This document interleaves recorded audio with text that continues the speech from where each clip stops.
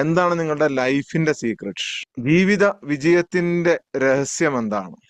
ഒരു നിമിഷം നിങ്ങളൊന്ന് കണ്ണടച്ചിട്ട് നിങ്ങൾ ആരാണ് എന്നൊന്ന് ചിന്തിച്ചു നോക്കി. Not your story, not your plans, your benefits. എന്താണ് നിങ്ങളുടെ അസ്തിത്വം? ആരാണ് നിങ്ങളെ നിരീക്ഷിക്കുന്നത്? ആരാണ് ഒരിക്കലും മാറ്റമില്ലാത്തത്? ആരാണ് നിങ്ങളെ കെയർ ചെയ്യുന്നത്? ഒരിക്കലും മാറാത്തത്, മാറ്റമില്ലാത്തത് എന്താണെന്ന് ഒന്ന് ചിന്തിച്ചു നോക്കി. സോൾ, സോൾ, ആത്മാവ്.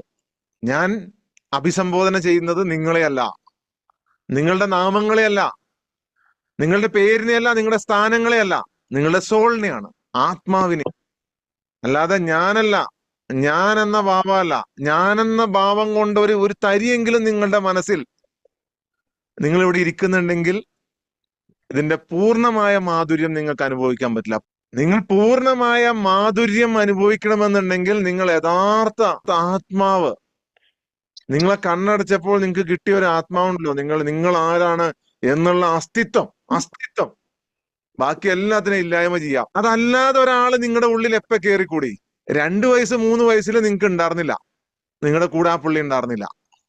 2 വയസ്സിൽ 3 വയസ്സിൽ അച്ഛനും അമ്മയും എന്തെങ്കിലും പറഞ്ഞു കഴിഞ്ഞാൽ വേണ്ട, ഞാൻ കയറിക്കോളാം എന്ന് പറയൂല.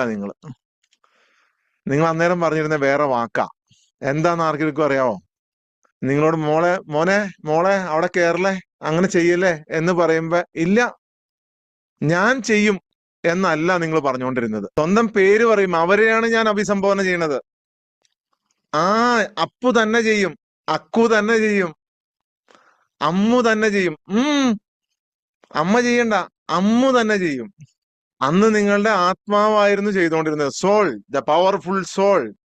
പക്ഷെ 3 വയസ്സ് കഴിഞ്ഞതിന് ശേഷം പതിയെ പതിയെ മാറാൻ തുടങ്ങി. 3 വയസ്സിന് ശേഷം അത് പറയൂല, ഞാൻ എന്ന് പറയൂല. ഞാൻ എന്ന ഭാവം രൂഢമൂലമായി തുടങ്ങുന്നത് ഒരു 3 വയസ്സ് 4 വയസ്സിലാണ്. 12 വയസ്സാകുമ്പോൾ നിങ്ങൾ പൂർണ്ണമായിട്ടും ഞാനായിട്ട് മാറിയിട്ടുണ്ടാവും. ഞാനല്ല.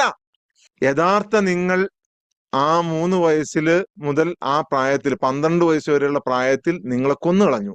യഥാർത്ഥ നിങ്ങളാകുന്ന ധൈര്യമുള്ള, ശക്തിയുള്ള, ആത്മവിശ്വാസമുള്ള, എന്തിനേയും നേരിടാൻ കഴിവുള്ള, പരമാത്മാവുമായി കണക്ഷനുള്ള, ഈശ്വരനുമായി കണക്ഷനുള്ള, എന്തും ചെയ്യാൻ ശേഷിയുള്ള നിങ്ങളെ നിങ്ങളുടെ ചുറ്റുപാടുകൾ, നിങ്ങളുടെ മാതാപിതാക്കൾ, ബന്ധുമിത്രാദികൾ, കൂട്ടുകാർ, കൂടെ കൂടിയവരെല്ലാം ചേർന്ന് കൊന്നുകളഞ്ഞു.